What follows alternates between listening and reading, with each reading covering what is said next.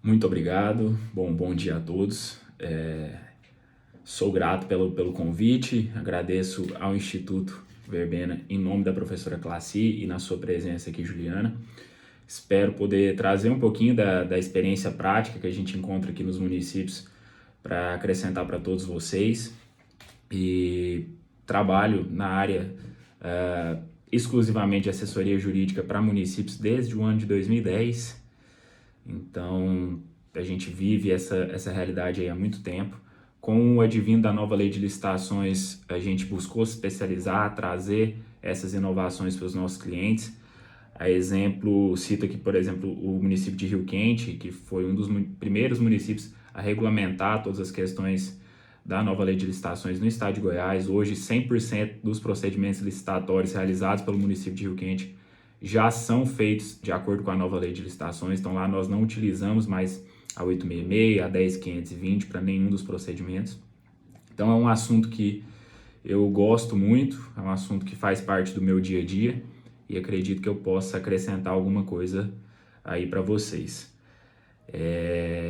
Na divisão do material, ficou definido que eu falaria um pouco para vocês sobre dois pontos principais: o sistema de registro de preço e o credenciamento.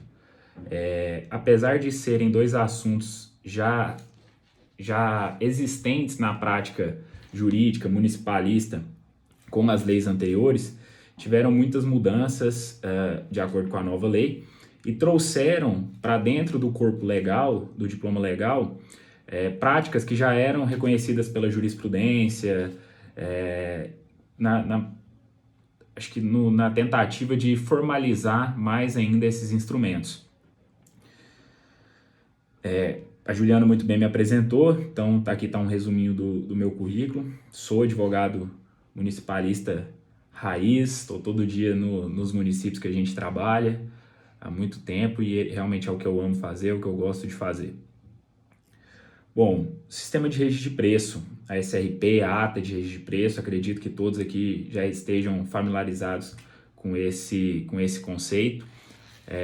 O professor Marçal traz um conceito muito bacana sobre o que seria o sistema de registro de preço, que consistiria em um contrato normativo resultante de um procedimento licitatório específico, onde seriam estabelecidas ali regras vinculantes para a administração, que apesar de não obrigar a administração na sua contratação, eu acho que esse é o principal ponto do sistema de registro de preço e por que ele ser tão utilizado por todos os órgãos.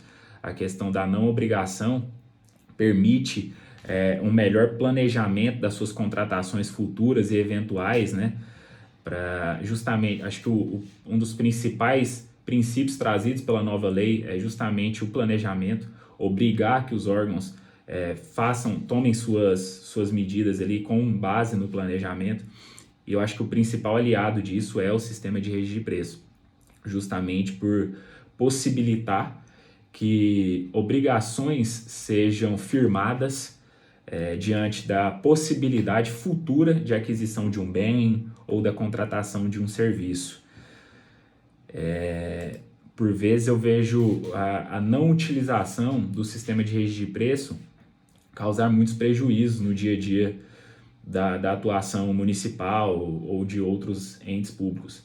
Então, vários objetos que o órgão tem conhecimento de que são de demandas repetitivas, constantes, poderiam ser objeto de uma licitação, de um pregão para aquisição daqueles bens por meio do sistema de registro de preço, não o fazem e acabam tendo fracionamento de despesas, inúmeras dispensas de licitação indevidas, tudo pela falta de planejamento, enquanto nós temos uma ferramenta tão útil como o registro de preço. A nova lei, como eu disse, assim como em vários outros assuntos, ela buscou trazer para si, para dentro do corpo legal, práticas que já eram adotadas na jurisprudência. E não foi diferente no sistema de registro de preço. Então, ela trouxe ali o que já era trabalhado nos tribunais, na prática, os municípios já estavam fazendo, agora estão dispostos no sistema de registro de preço. Até porque na 866 eu tinha simplesmente a previsão da possibilidade. Eu não tinha, como é hoje na 1433, a dedicação de um capítulo exclusivo para tratar do tema.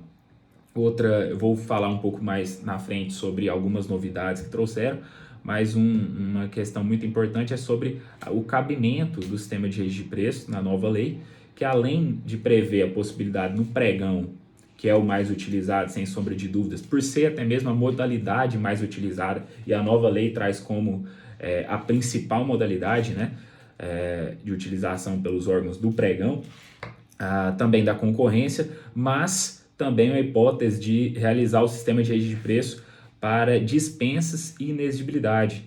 Demanda um regulamento, mas ela traz ali as hipóteses onde o órgão poderia realizar o sistema de registro de preço, confeccionar uma ata de registro de preço, também para dispensa e inexigibilidade. Como eu disse, diferente do que acontecia na 866, que simplesmente trazia a previsão sobre a possibilidade de realizar uma ata de registro de preço, a nova lei trouxe de forma específica um capítulo ali, uma seção detalhada e dedicada exclusivamente ao sistema de registro de preço. Outra novidade muito bacana é a questão da validade da ata de registro de preço. A ata, na antiga legislação, ela poderia ter o prazo de validade de apenas 1 ano, 12 meses.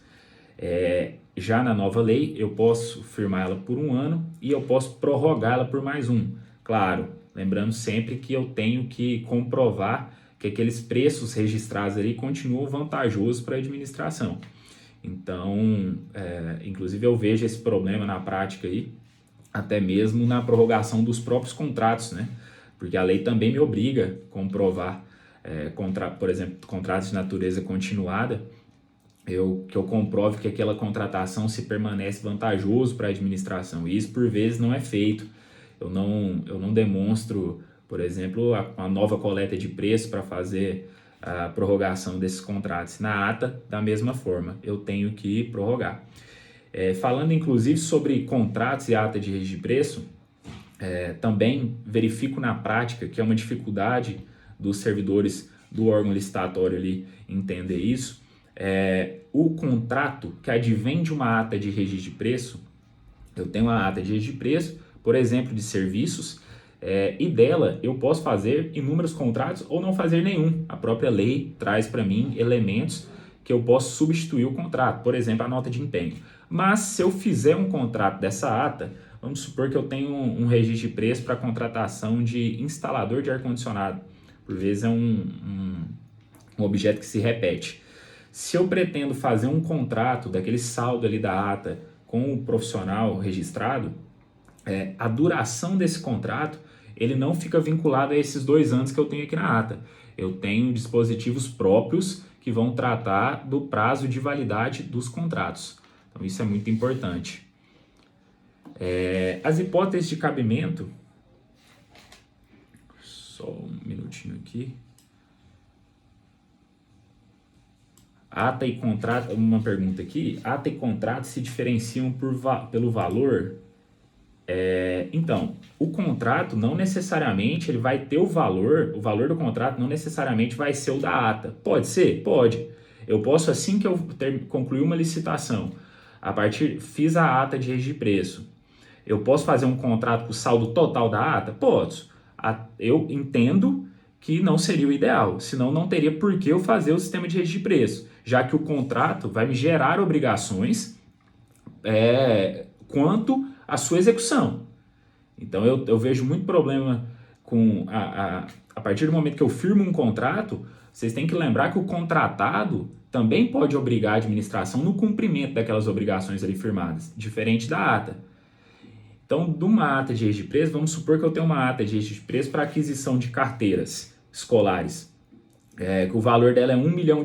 Eu posso fazer 5 contratos de R$200 mil, entendeu? Assim como eu posso fazer um contrato só de R$1 milhão, mas vai me obrigar, vai vincular a administração, eu vou ter que empenhar esse contrato, vai vincular o meu orçamento. Então, a ata não foi feita para isso. Ela é justamente para essas contratações futuras e eventuais, de acordo com o planejamento feito ali. Respondido, Luiz? Hipótese de cabimento. Quando, o que a gente já falou aqui, né? quando, pelas características do bem ou serviço, houver a necessidade de contratações frequentes, quando for conveniente a aquisição de bens com previsão de entregas parceladas, quando for conveniente a aquisição para serviço de atendimento mais um órgão, quando, pela natureza do objeto, não for possível definir o quantitativo, essa é até uma novidade da nova lei, e também outra, muito importante ao meu ver, obras e serviços de engenharia.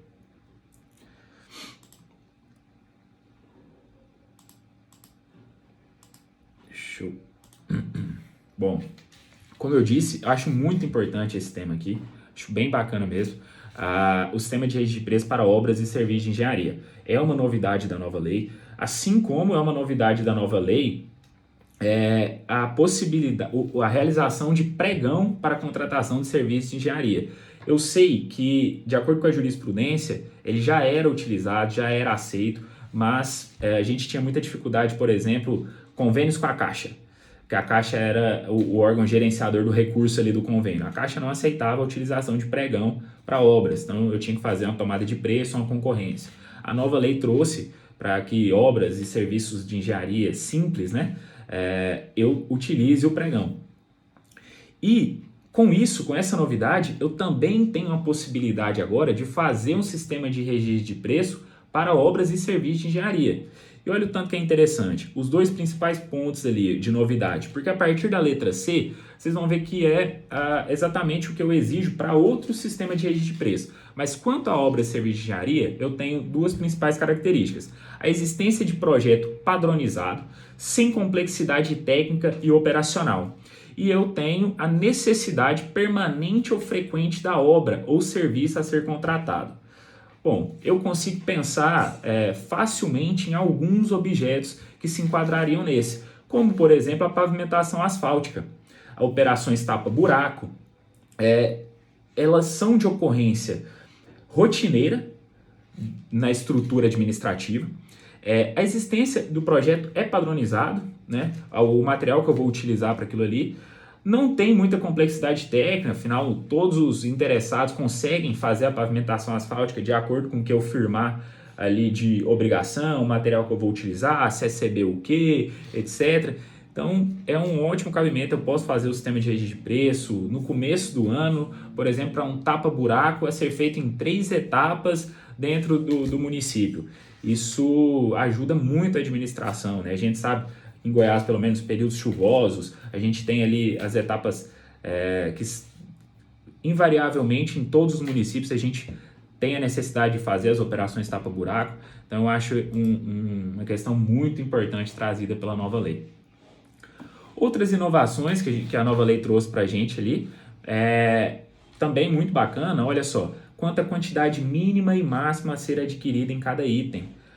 O edital pode prever que aquele determinado item que eu estou licitando, exemplo das carteiras que nós falamos aqui, eu prevejo que eu vou, no mínimo, adquirir 100 mil carteiras e no máximo 1 milhão de carteiras. E o licitante que vai participar daquela licitação, ele pode falar que ele só tem interesse de vender até 200 mil. Então o preço dele vai ficar registrado até ali. É claro que ele não pode falar que ele vai oferecer menos que o mínimo, mas ele também não é obrigado a aceitar o máximo. E aí o que eu faço na prática? Eu registro mais de um licitante, ok? Dentro da ordem classificatória. Eu posso prever, inclusive, preços diferentes nas seguintes hipóteses. Essa também é uma discussão que permeia muito a prática. Por exemplo, eu vou fazer uma licitação para adquirir 4 veículos de características iguais, 4 veículos sedãs, só que um eu preciso para a Secretaria de Obras, o outro eu preciso para a Secretaria de Saúde e 2 para o Poder Executivo. Por vezes, acontece por algum motivo de ter o preço diferente. Então a lei já me traz expressamente que eu vou poder fazer essa licitação com esses preços diferentes quando o objeto for realizado ou entregue em lugares diferentes, em razão da forma ou do local de acondicionamento, quando admitida cotação variável em razão do tamanho do lote. Então, por exemplo, eu não tenho uma loja só que consegue me fornecer os 3 veículos.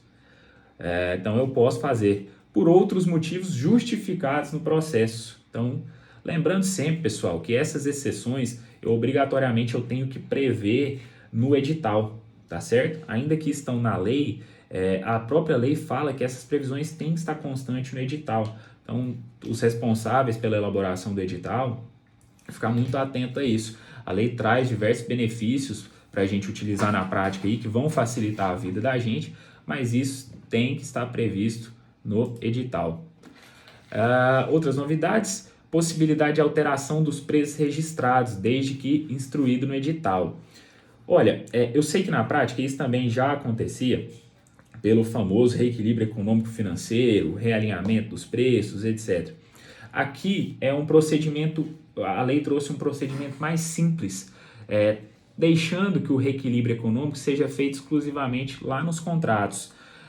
Eu concordo bastante com isso, afinal, o preço registrado, ele ainda não criou uma obrigação para o órgão e nem mesmo para o contratado. Então, seria muito interessante que, de acordo com a execução da ata, no prazo de vigência dela, o fornecedor registrado, o prestador de serviço registrado, que demonstre que houve uma variação no preço que ele registrou ali, é claro, com aqueles documentos que nós já sabemos, apresentação de nota fiscal de acordo com prazo, etc. Então eu posso fazer de maneira bem mais simples, por simples atermação ali no instrumento da ata, alterações desse preço de acordo com o que vai acontecendo na realidade fática da execução da ata. Outro detalhe que eu vejo também acaba penalizado nos órgãos. Pessoal, a variação, tanto essa aqui prevista para a ata de registro de preço, quanto o reequilíbrio econômico-financeiro, quanto os aditivos nos contratos, eles podem ser para cima ou para baixo. E isso responsabiliza o fiscal do contrato. Se eu sou fiscal de um contrato e eu não estou atento quanto à variação desse produto no mercado, que pode ter sido para baixo, eu estou causando dano ao erário, eu posso responder por erro grosseiro, eu posso ser responsabilizado pessoalmente por isso. Então é muito importante que os fiscais do contrato fiquem de olho nessa variação dos preços no mercado aí, tanto na ata, nessa previsão que nós estamos tratando aqui, quanto no contrato. O Weber está perguntando se travou para vocês aí?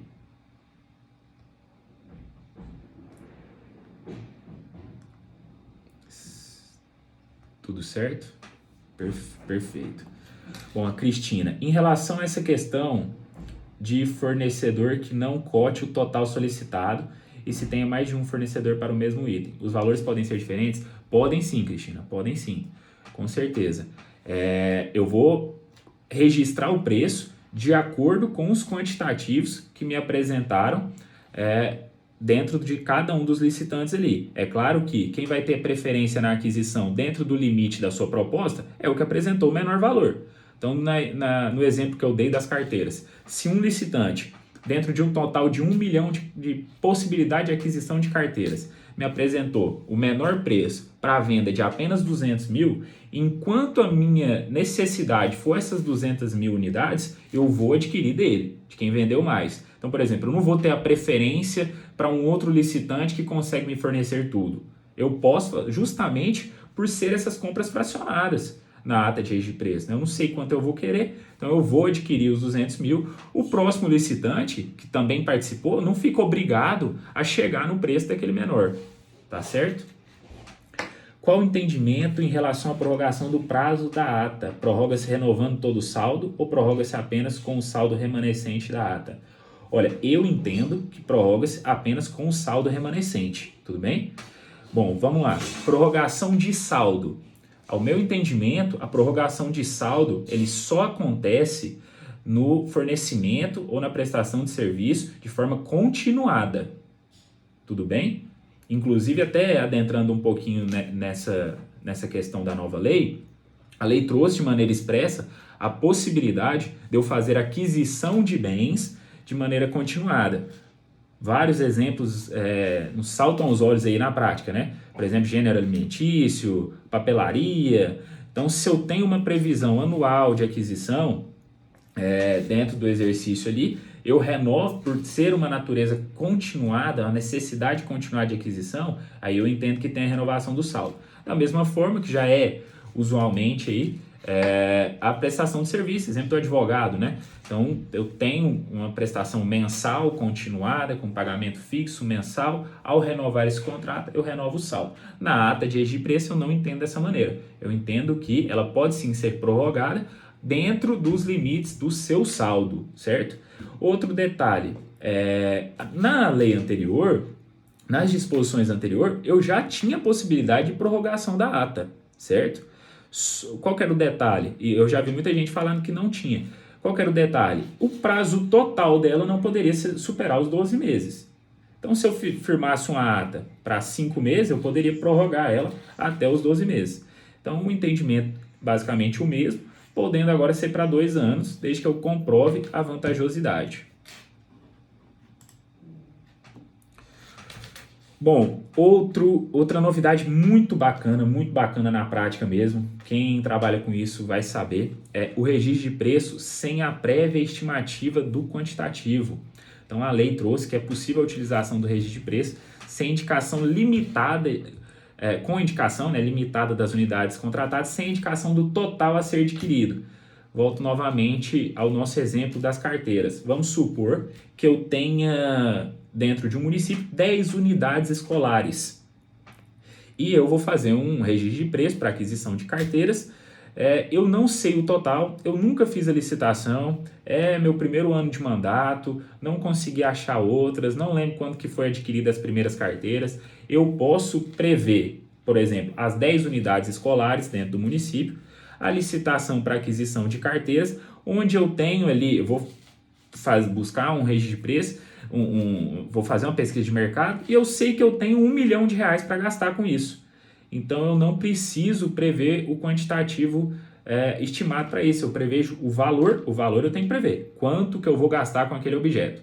Eu tenho que prever as unidades, então são 10 unidades escolares dentro do município. E eu tenho que adquirir aquilo ali. Beleza? Isso traz muita flexibilidade para o órgão. Então, na disputa apareceram vários licitantes e eles começam a brigar pelo preço. Uma carteira que estava estimada em R$400 vai para R$150. Eu consigo comprar mais com isso dentro daquele limite que eu tenho para as despesas com aquele objeto. Olha que bacana, muito legal essa novidade aqui. E o sistema de registro de preço utilizado nas hipóteses de inexigibilidade ou dispensa. Bom, o que a lei me fala? Que eu posso realizar por inexigibilidade ou dispensa, o sistema de registro de preço, para aquisição de bens ou contratação de serviços por mais de um órgão ou entidade. Por que isso é interessante? Bom, eu tenho, vocês sabem disso, por vezes várias hipóteses de inviabilidade de competição. Vou tratar da inexigibilidade aqui. Seja por ser um fornecedor exclusivo, seja por situações fáticas do dia a dia ali que me inviabilizam a competição, eu acabo tendo que incluir no caput do artigo 74. Então, nessas hipóteses, onde eu demonstre essa inviabilidade, eu demonstro que outros órgãos vão ter que adquirir aquele mesmo produto daquela mesma pessoa, já que eu tenho essa situação de inviabilidade, eu posso fazer por um sistema de registro de preço. Justamente por ser uma aquisição mais ampla, por não gerar essa obrigação toda. O que a lei fala? Que eu tenho que regulamentar esse assunto. Vários assuntos tratados na lei terão que ser objeto de regulamentação. Como eu disse, nós fizemos a regulamentação lá no município de Rio Quente e hoje já está operando. Essa questão da dispensa da inexigibilidade, o governo federal já regulamentou, tem o decreto 11.462 de 2023, onde que ele trouxe ali, basicamente, onde poderia ser utilizado, o que poderia. Então, eu tenho que atender as hipóteses trazidas ali pela lei, no artigo 74 e 75, como eu vou enquadrar essas situações dentro das disposições ali, lembrando que o 75, ao tratar da dispensa, ele é taxativo, né? O 74 já não, tem hipóteses que, demonstrada a inviabilidade da competição, eu consigo colocá-la no CAPT, etc. Então, ela foi regulamentada lá. Um exemplo aqui é a aquisição por força de decisão judicial de medicamentos e insumos para tratamentos médicos. Bom, vamos pensar na dispensa emergencial. tem uma ordem judicial que determina a aquisição de medicamentos, fornecimento de medicamento para tantos pacientes por tanto tempo, e aquele negócio meio apressado ali me dá uma incerteza sobre os quantitativos que eu tenho que contratar, que adquirir. A administração pode fazer um sistema de registro de preço, juntar outros órgãos que têm aquela mesma demanda e fazer um registro de preço, mesmo que seja por meio de uma dispensa emergencial para aquisição. Muito bacana também essa novidade. Aqui é um ponto, acho que é o ponto mais polêmico da nova lei no que trata do sistema de registro de preço. Acredito que, pelo que me passaram aqui, todos os participantes são servidores municipais, né? Pelo texto expresso da nova lei, não seria possível a adesão em ata de registro de preço gerenciada por municípios. Então, onde eu tenho... Perfeito, Weber, bacana. No seu caso está um pouco mais fácil, eu vou explicar aqui, você vai entender. Olha só, atas gerenciadas por município não poderiam ser aderidas por outros entes, nem mesmo por municípios. Vamos lá, pelo texto frio da lei, e eu vou explicar o porquê disso. O que a legislação entendeu e pautada muito em jurisprudência? Órgãos de maior abrangência, vamos chamar assim, União, estados, não caberia adesão. Por exemplo, a União não poderia aderir uma ata de registro de preço de um estado. O estado não poderia aderir do município. Então, esse já era um entendimento jurisprudencial, justamente por serem essa diferença de órgão, de demanda, de quantitativo, etc. O que a lei foi e falou? Que poderia fazer a adesão. Olha, os órgãos, a União, por exemplo, vai fazer adesão da União. Os estados e o distrito vão fazer adesão entre eles e da União. E os municípios vão fazer adesão deles. Hora nenhuma falou da possibilidade de municípios aderirem de municípios ou dos outros entes aderirem de município. Já existe, eu até vou mudar aqui, ó. O que é o problema disso? São assuntos locais. O governo federal não tem competência para legislar assuntos locais no âmbito de licitações e contratos. Então, os críticos desse artigo falam que essa disposição da lei estaria desrespeitando o Pacto Federativo, onde a União estaria legislando sobre estados e municípios questões de adesão de ata de registro de preço por eles gerenciados. A gente sabe que na prática dos municípios, a maioria das atas que se aderem em um município do outro são aquelas gerenciadas pelos outros municípios. Então eu tenho um município vizinho, vou citar aqui 2 cidades próximas aqui de Goiânia. Eu tenho Bela Vista de Goiás e eu tenho Pires do Rio. Então são cidades mais ou menos do mesmo tamanho, mais ou menos as mesmas necessidades, e Pires do Rio faz um pregão para aquisição de determinado produto que necessitem em Bela Vista. Bela Vista vai, solicita a adesão na ata de registro de preço gerenciada por Pires do Rio. Atualmente, pelo entendimento frio da lei, se essa licitação foi processada com base na nova lei de licitações, não seria possível, mas existe a crítica pelo Pacto Federativo. Então fica a dúvida, o município pode regularizar isso? Pode regulamentar a possibilidade de adesão das suas atas por meio de outros municípios? E também essa alteração já está sendo objeto de um projeto de lei, onde permitiria a adesão de atas gerenciadas por municípios apenas por municípios. Por estados e pela União, não. Ok, continuaria na forma que está previsto lá no artigo 8º, mas para municípios, entre municípios, sim. O que eu acho muito justo, eu acho que facilita bastante, porque é a realidade que a gente encontra aqui nos municípios. Eu acho que os principais pontos do sistema de registro de preço, as alterações, são essas que eu coloquei aqui. Queria saber se alguém ficou com alguma dúvida, se falta algum assunto, se entendem que algum assunto deveria ser tratado, e estou aberto aqui para qualquer esclarecimento. Muito bacana as dúvidas que já foram encaminhadas aqui no chat, acho que acrescentou bastante. E conforme a Juliana já tinha até falado na aula do professor anterior, se eu não me engano era Guilherme o nome, eu vou falar um pouquinho para vocês também do credenciamento. Pessoal, na minha opinião, o credenciamento é uma das principais alterações da nova lei de licitação. É um dos principais assuntos trazidos. Um instrumento que visa dar muita praticidade ao dia a dia da administração pública. Temos problemas? Temos.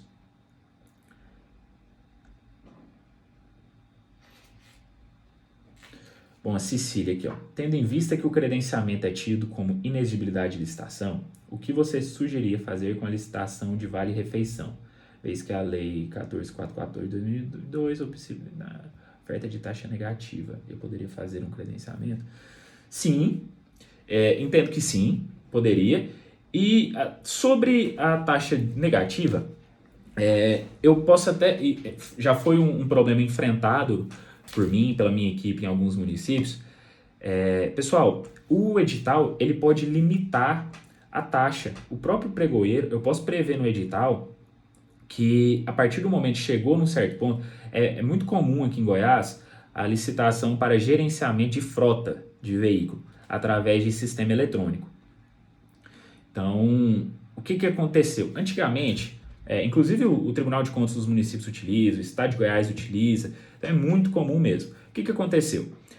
Acabaram por vir muitas empresas para o ramo participar da licitação, vir aquela briga de cunho pessoal, e a disputa no lance começou com a taxa de administração ali de 2%, hora que você vai ver tá menos 20%. É óbvio que essa taxa negativa ela vai ser repassada ou para o órgão de acordo com os valores dos bens a serem adquiridos, ou para os próprios fornecedores, nesse caso, por exemplo, do vale-refeição, do gerenciamento de frota.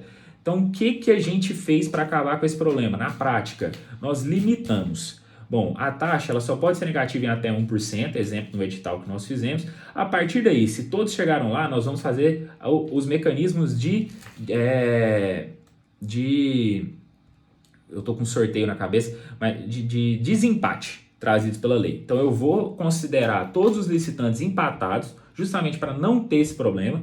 Então, por exemplo, no caso da Lei 14.442, que não permite a taxa negativa, chegou em zero, eu vou considerar os licitantes empatados e vou utilizar os mecanismos da lei, a exemplo do sorteio, para decidir o vencedor. Vocês acabam com esse problema. Dica prática para vocês. Mas pode sim utilizar o credenciamento. A Cecília fez outra pergunta aqui. Esse tema, nós vamos debater ali na frente, mas só eu te passar. Eu sou obrigado a contratar todos os credenciados? Depende. Aí nós vamos tratar das possibilidades, das hipóteses de cabimento do credenciamento. Vamos avançar aqui, que aí se ainda ficar alguma dúvida, você me manda de novo, por favor, que a gente vai tirando ela. Bom, o processo de credenciamento ali na nova lei de licitações, como eu disse, e o professor anterior também falou, a 866, a 10.520, as leis que foram superadas pela nova lei de licitações, ela não trazia a previsão expressa do credenciamento. Era um entendimento jurisprudencial ali que a gente colocava como uma inexigibilidade de licitação. Hoje a lei trata como um instrumento pré-processual, o primeiro instrumento pré-processual ali da nova lei de licitações. E ela traz o conceito, processo administrativo de chamamento público, em que a administração convoca todos os interessados em prestar serviço ou fornecer bens para que, preenchidos os requisitos necessários, se credenciem no órgão ou na entidade que executar o objeto quando convocados. Quero até fazer um comentário nisso aqui sobre a fala do professor anterior a mim, sobre a questão da desvirtuar o objeto do credenciamento.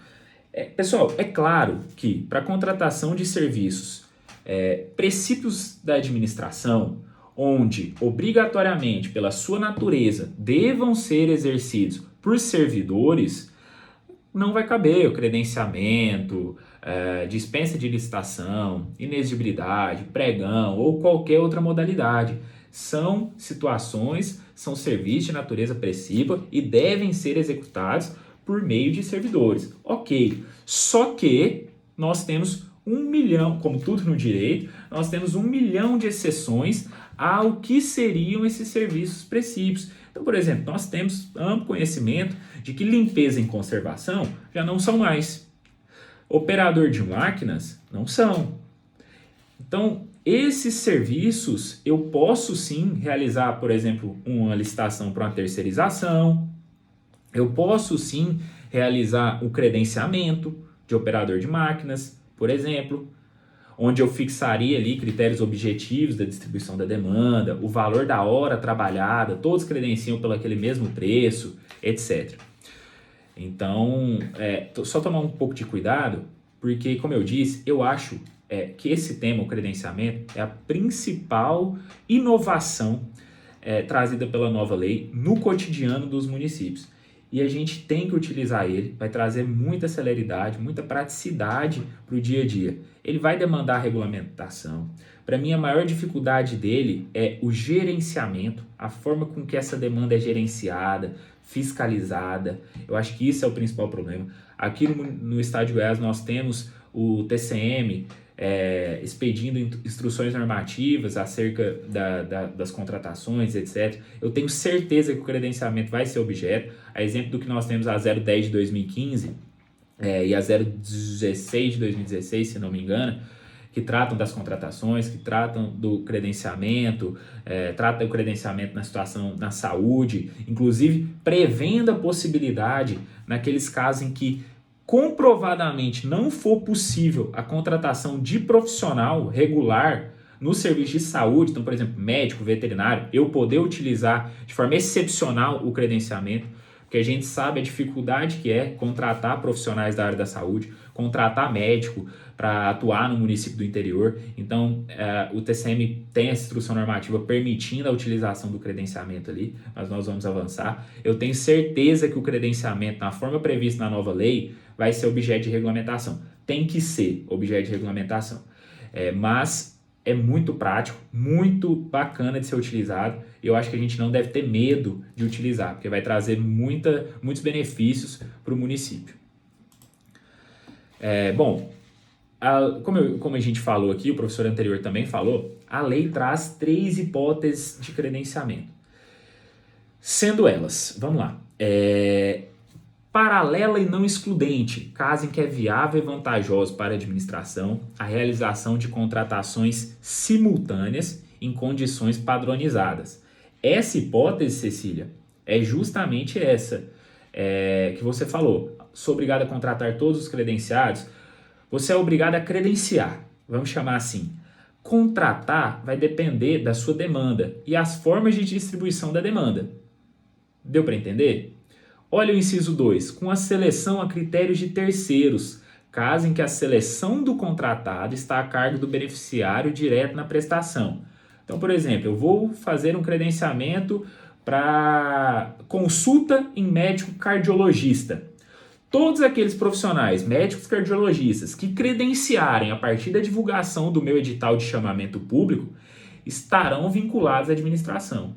E aí, se eu tenho um paciente que eu preciso regular ele para fazer uma consulta em cardiologista, ele vai ter a listagem dos profissionais credenciados e ele vai escolher o que ele vai. Pessoal, é muito parecido com o que acontece, por exemplo, com os planos de saúde. Então, eu tenho uma lista de profissionais credenciados ali no plano de saúde, na Unimed, por exemplo, e eu vou escolher o meu que eu vou, ok? E o inciso terceiro, em mercados fluidos, em que a flutuação constante do valor da prestação, as condições de contratação viabilizam a seleção de agente por meio de processo de licitação. Vamos entrar em cada uma dessas hipóteses aqui. Dentre as exigências do procedimento de credenciamento, como eu disse, deve ser amplamente divulgado, porque ele é um processo de chamamento público a todos os interessados. Então, se eu faço um edital de chamamento público e não divulgo ele, eu posso estar burlando o sistema, né? Cadê a divulgação? Como que eu vou credenciar o maior número possível de profissionais a prestar aquele serviço pelas condições pré-definidas ali, se eu não tenho a divulgação? Então, é claro que eu vou ter que fazer essa divulgação.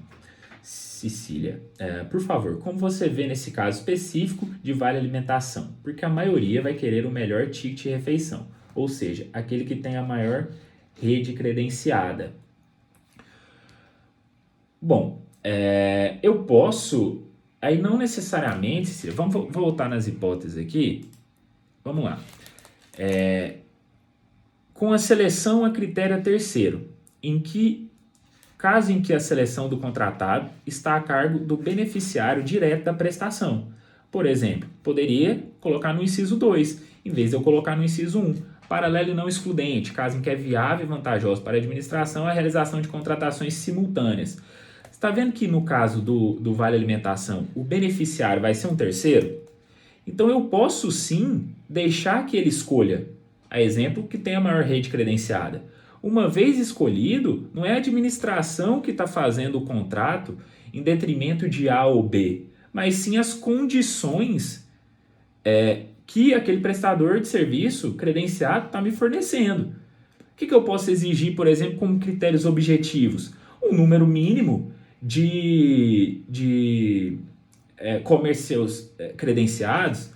Então eu preciso ter, exemplo, no mínimo 50 restaurantes credenciados. Para quê? Para dar uma paridade, uma igualdade entre os participantes. Mas nada impede que eu aplique o inciso segundo e deixe que aquele beneficiário escolha o prestador de serviço que melhor vai atender ele. Tudo bem?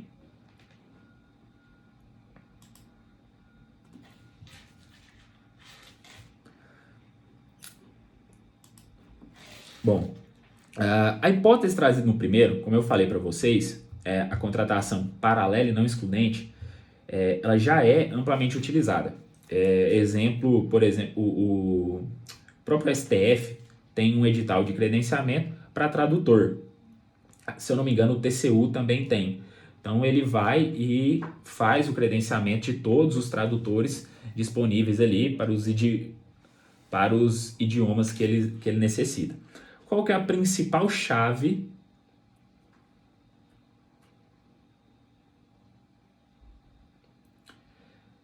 Cecília? Então, como eu disse, não é que você vai contratar. Nesse caso, quem vai decidir, vamos chamar de credenciar, certo? Todos aqueles que cumprirem com os requisitos básicos trazidos em edital, obrigatoriamente vão ser credenciados, certo? Então, por exemplo, você colocou lá como requisito no edital de licitação que tem que ter no mínimo 50 estabelecimentos na rede credenciada dele. Cumpriu com isso? A empresa gerenciadora ali do Vale Refeição cumpriu com esse requisito? Um exemplo, ele vai estar, e com os demais, né, constantes do edital, ele vai estar credenciado. No entanto, quem vai escolher qual vai ser utilizado vai ser o beneficiário. Às vezes a rede credenciada do cartão X de Vale Alimentação fica mais próximo do órgão que ele atua. Ou tem um restaurante diferente. Então ele vai fazer essa escolha, entendeu? A administração não vai se obrigar a contratar com eles. Ela vai se obrigar, sim, ao credenciamento de todos aqueles que cumpriram com os requisitos. Agora, a forma na prestação de serviço é de acordo com a escolha do beneficiário. Bom, voltando aqui para a hipótese número 1. Qual que é a grande jogada da hipótese número 1? É a distribuição da demanda. Vamos pensar em o credenciamento de oficinas mecânicas. Nós fizemos um em Pameri no mês passado. Eu vou fazer um edital de chamamento público para manutenção de veículos, etc., de oficinas mecânicas. Por nada, precisando, estamos aí. E aí eu vou fazer o chamamento para oficinas mecânicas. Vou lançar o edital, vou publicar a minha relação de veículos. Olha, o município tem tantos Gols, tantos Palhos, tantas ambulâncias Saveiro, tantas máquinas pesadas, máquinas leves, etc. e tal. Faço ali, lanço meu edital de chamamento para credenciamento dessas oficinas mecânicas. Tudo bem. Olha a quantidade de unidades. Cada veículo desse e cada problema que esses veículos possam dar são uma unidade de contratação, certo? O que eu tenho que fazer obrigatoriamente nesse edital? prevê a forma de distribuição de demanda dentre todos aqueles credenciados. Exemplo de Ipameri, como que nós fizemos isso? Nós colocamos uma cota de valor.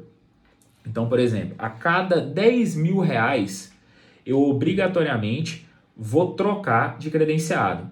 E como que vai estar a ordem desses credenciados? Aí o edital pode prever que assim que encerrar a fase de recebimento da primeira leva de proposta, até porque o credenciamento tem que ficar aberto, eu vou fazer um sorteio de ordem. E assim os demais que forem credenciando vão para o final da fila. E eu vou cumprindo isso a cada 10 mil reais gastos. Por exemplo, na oficina que esteja ali em primeiro lugar, eu obrigatoriamente tenho que passar para outra.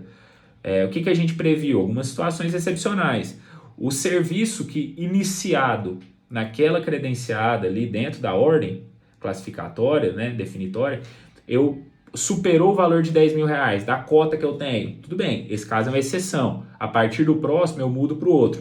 Então eu criei critérios objetivos para a distribuição dessa demanda, já que eu não posso, aí sim, contratar com todos de uma vez só, certo? Então essa é a hipótese do inciso primeiro. A hipótese do inciso segundo é aquela que nós falamos aqui amplamente já. Ela é muito utilizada para os serviços de saúde, o mais comum, onde eu vou credenciar todos os prestadores de serviço que cumprirem com aqueles requisitos do edital, só que a contratação, entre aspas, vamos chamar assim, a distribuição da demanda vai ficar a cargo do beneficiário. Como eu disse, eu preciso ir no oftalmo. O município de Goiânia tem 200 oftalmos credenciados. E aí eu, enquanto beneficiário daquele serviço público, vou escolher qual médico que eu vou, qual especialista que eu vou ali dentro do leque de credenciados, certo? Já o inciso terceiro, acredito que seja a grande inovação. A lei trouxe ali a previsão do credenciamento, do atendimento de pretensões relacionadas ao que determinou de mercados fluidos, caracterizados pela flutuação constante do valor. Acho que todo mundo que trabalha com administração já pensa logo na questão dos postos de combustíveis, né? Ninguém aguenta mais fazer reequilíbrio econômico-financeiro da questão dos combustíveis em razão da constante variação desse. Inclusive, nós já fizemos algumas licitações aí, trazendo alguns benefícios, trazendo algumas hipóteses para melhorar essa questão. Nós fizemos licitação, exemplo, do maior desconto em cima do valor médio da tabela da ANP, que já melhorou bastante essa questão do reequilíbrio econômico-financeiro, mas eu vejo que é uma possibilidade aqui, justamente, da utilização desse inciso terceiro. Então, eu tenho mercados com bastante variação, me impossibilitam de realizar licitação. Por vezes, eu vou realizar licitação onde o mercado é muito fluido, o meu orçamento de preço, o valor máximo estipulado dentro do edital já foi superado, aí eu tenho que suspender, o edital é impugnado, eu tenho que suspender a licitação. Então, causa ali realmente um alvoroço dentro da administração. Então, eu posso colocar essa questão dos mercados fluidos.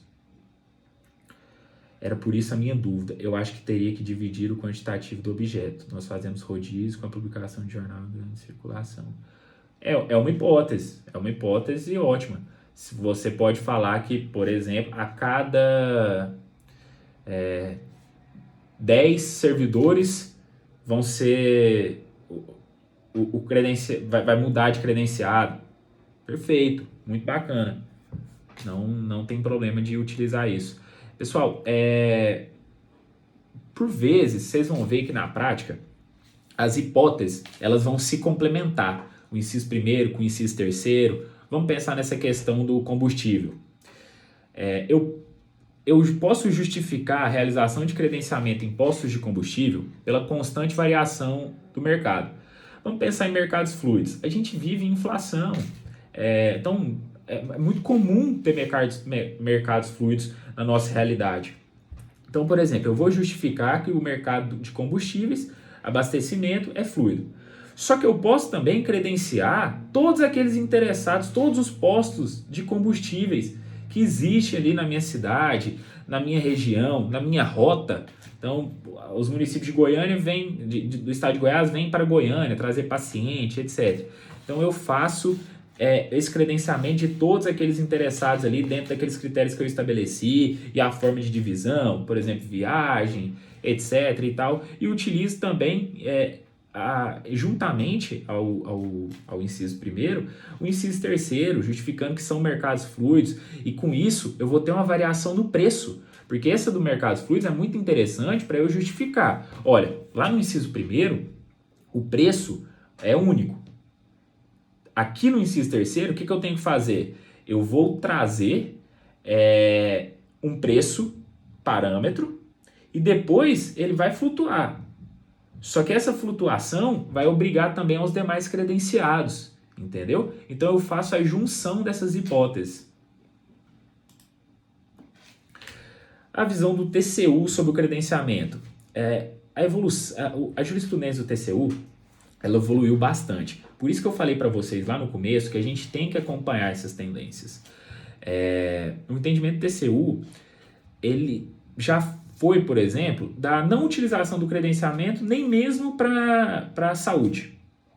Aqui no estado de Goiás nós já tivemos várias ações civil e pública de obrigação de fazer, mandando revogar os editais de credenciamento, mas a jurisprudência veio evoluindo e a disposição na nova lei é uma grande evolução do tema, como amplamente a gente discorreu aqui. E o TCU acompanhou essa evolução, né? Então ele trouxe ali que abonou a utilização desse instrumento, referindo às previsões mais abrangentes acerca do tema. Eu tenho certeza que vai melhorar muito, muito, muito o andamento. Olha, nós já fizemos credenciamento na prática para operador de máquina. Nós fizemos para farmácia, distribuição de medicamentos, ali da listagem do SUS, credencia, por exemplo, todas as farmácias do município e realizar essa distribuição, dispensação de medicamentos, oficinas mecânicas. Nós fizemos o credenciamento de profissionais da educação física, programa, por exemplo, que tem um município para aulas para crianças e adolescentes de artes marciais, por exemplo. Nós fizemos o credenciamento de alguma dos interessados, né, das academias interessadas. Então, essas demandas que por vezes aparecem, a gente não tem nem ideia do que vai fazer. Eu vou fazer um pregão, eu não sei o que eu vou precisar, e se a lista muda? Então, eu utilizo um parâmetro, por exemplo, ali, a questão de medicamentos, né? Eu pego a tabela da Anvisa e faço o credenciamento ali, eu desonero ela, faço o credenciamento de todos e realizo a dispensação dessa medicação. Então é um instrumento assim que eu particularmente sou apaixonado na nova lei de licitações. É muito bacana mesmo. Como eu disse, apesar de não ser uma grande inovação, já que ele já era utilizado, principalmente para a área da saúde, era a área, pelo menos aqui em Goiás, era a área mais utilizada. Ela teve recente uma decisão do TCE do Paraná, uma decisão não, era um acórdão consulta do TCE do Paraná, em que concluiu, respondendo a um questionamento de um prefeito, que era possível a utilização do credenciamento para aquisição de bens comuns. Então, eu vou realizar o credenciamento para produtos de higiene, limpeza. Então, sempre que o órgão precisar ali, eu credencio os mercados do município por um preço fixo, pré-estabelecido, e adquiro dentre eles ali, havendo esses critérios de distribuição de demanda. Olha que bacana. Olha o tanto que isso pode ajudar o município a organizar o planejamento, evitar aquelas licitações extensas, demoradas, por vezes itens fracassados. A gente sabe que a realidade é muito difícil, tem que ficar repetindo certame. Então eu acho que o credenciamento ele pode ajudar muito com isso, muito, muito mesmo. Uma dica que fica aqui para vocês: vamos abrir os olhos para o credenciamento, não vamos ter medo de utilizar. Como eu disse, ao meu ver, o principal problema do credenciamento é sim o gerenciamento. Então, a forma da distribuição da demanda, os preços, A nota fiscal, por vezes eu recebo a nota fiscal cheia ali do produto. Aquelas unidades vão estar dentro do preço registrado, então tem que ter esse acompanhamento, mas se tiver, com mecanismos certos, é uma inovação assim, maravilhosa, incrível mesmo que a nova lei trouxe. Pessoal, eu vou me encerrando e como a gente já falou aqui, toda nova legislação ela traz uma dificuldade muito grande em aplicação, medo, receio. A gente estava aí com a 866 desde o ano de 93, nós estávamos com a Lei 10.520 desde o ano de 2002, então de repente veio uma nova lei de licitações, por mais que muitos assuntos mantenham, né, similaridade, trouxe muita coisa que era entendimento jurisprudencial, mas criou-se algumas outras obrigações ali, criou-se outros mecanismos, exemplo do Portal Nacional de Contratações e Compras Públicas, mas com certeza é uma evolução, vejo muitos benefícios na lei, trouxe como princípios fundamentais o planejamento, que tem que ter. Eu já fui questionado, às vezes estava trabalhando no município e nós começamos o TCM aqui no ano de 2015, 16 mais ou menos, começou a obrigar os municípios à formalização dos processos de dispensa. Antes tinha necessidade ali, pegava a nota fiscal, mandava pagar e pronto. E aí nós enfrentamos grande dificuldade nos municípios, onde me questionaram, doutor, mas agora eu vou ter que fazer um processo para comprar uma torneira? Falei, não, você vai ter que fazer o processo para comprar a quantidade de torneiras com um pouquinho a mais através do sistema de registro de preço que nós falamos anteriormente, da quantidade de torneiras que você vai utilizar no ano inteiro. Então é isso que é o planejamento. Nós temos obrigação de planejar, justamente tratar a exceção como exceção. Deixar de que tudo seja exceção dentro dos municípios. Tá certo? E último ponto ali, que a lei precisa ainda de muita regulamentação, muitos pontos. Como eu disse, o município, os entes são competentes para regulamentar a lei dentro do seu território. Então, vamos fazer esses regulamentos, vamos aplicar a nova lei, vamos de vez abandonar. Já era para termos abandonado a 866, a 10.520, teve uma prorrogação, aí pela medida provisória convertida em lei até o dia 30 de dezembro desse ano, mas já estamos em julho, né? Então, vamos de vez aplicar a nova lei, que ela vai trazer muitos benefícios aos servidores que a operam, tá bem? Muito obrigado a todos, muito obrigado pela oportunidade, muito obrigado pelo Instituto Verbena, em nome da Juliana, e estou à disposição de todo mundo, aqui estão meus contatos, eu também produzo bastante conteúdo especificadamente sobre licitações e contratos lá no Instagram, no canal do YouTube, e conto com a presença de todos vocês lá, para que a gente possa debater mais e mais assuntos aí sobre a nova lei.